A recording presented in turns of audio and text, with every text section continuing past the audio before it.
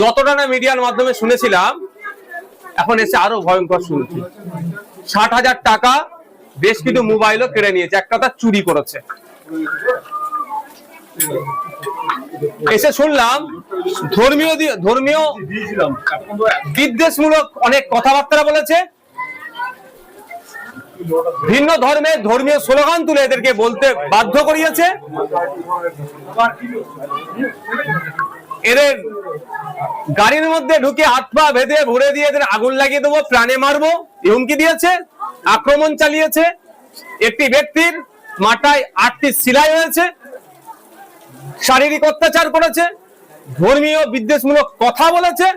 এরা বারবার বলেছে এদের কাছে বৈধ কাগজ আছে, যে এরা বৈধভাবে পশুটা কিনে নিয়ে এসেছে।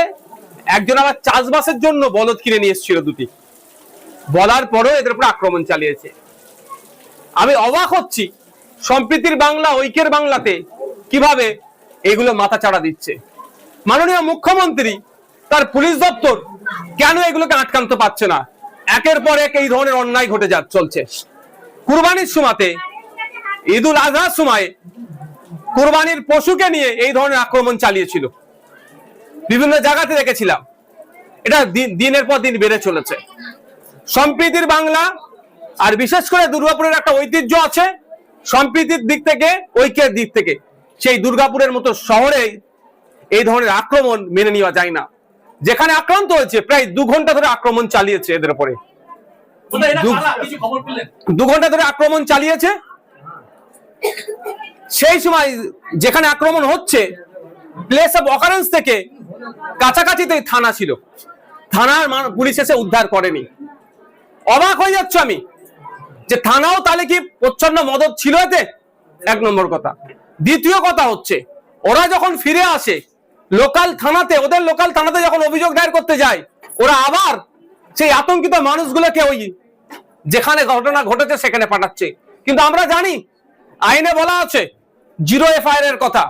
আইনে বলা হয়েছে যে আপনি ভারতবর্ষের যে কোনো প্রান্তের থানাতে আপনি অভিযোগ দায়ের করতে পারেন। তাহলে ও লোকাল থানাতে এসে অভিযোগ দায়ের করছে, এখান থেকেও তাকে আবার অত দূরে পাঠানো হয়েছে। এখানেও পুলিশের গাফলতি। এখন যখন এটা নিয়ে সোশ্যাল মিডিয়ায় হই হচ্ছে, সোশ্যাল মিডিয়ায় যখন এটা নিয়ে বিতর্ক হচ্ছে, তখন আমরা দেখছি কি 2 জনকে গ্রেফতার করেছে। কিন্তু এখানে একটা 20-25 জনের টিম ছিল, যেই টিমের লিড করছিল পারিজাত গাঙ্গুলি নামে কেউ, সে মূল হোতা।